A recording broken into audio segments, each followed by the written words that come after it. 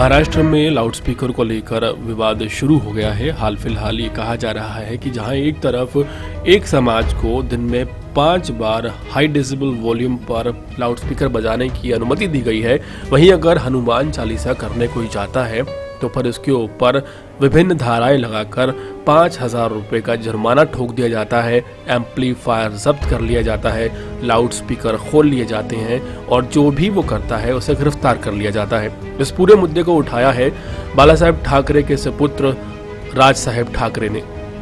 महाराष्ट्र नवनिर्माण सेना के प्रमुख राज ठाकरे ने एक बड़ा ऐलान किया है कि अगर अनुमति ना होने के बावजूद भी मस्जिदों में लाउडस्पीकर चलाए जाएंगे, आजान से पड़ोसियों को डिस्टर्ब किया जाएगा, वो भी सुबह 5 बजे हाई डेसिबल वॉल्यूम पर, तो फिर उस मस्जिद के सामने वो आजान की जगह पर हनुमान चालीसा का पाठ करेंगे, जय श्री राम के भजन चलाएंगे।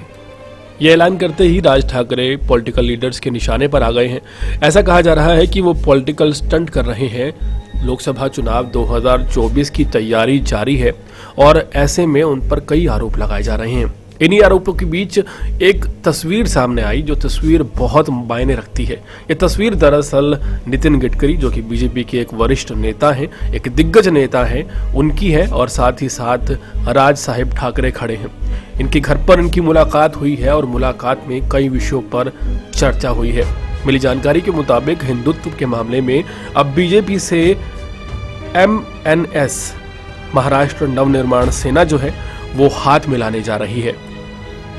कल नितिन गडकरी के साथ राज ठाकरे ने तकरीबन 2 से 3 घंटे की मुलाकात की। कई विषयों पर चर्चा हुई और साथ ही साथ इनके बारे में कई बातें सामने आई हैं जो कि मीडिया रिपोर्ट्स में दिखाई दे रही हैं कि नितिन गडकरी और राज ठाकरे की जो मुलाकात है वो दरअसल एक पॉलिटिकल दांव है, जो कि आने वाले चुनावों को लेकर देखा जा रहा है।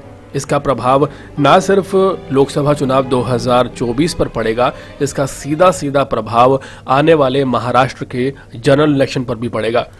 जैसा कि महाराष्ट्र में देखा जा सकता है कि ये आरोप लगातार शिवसेना पर लग रहे हैं कि शिवसेना गद्दी की भूख में पथ भ्रमित हो गई है और हिंदुत्व के ट्रैक से हटकर अब शिवसेना किसी और तरफ जा रही है।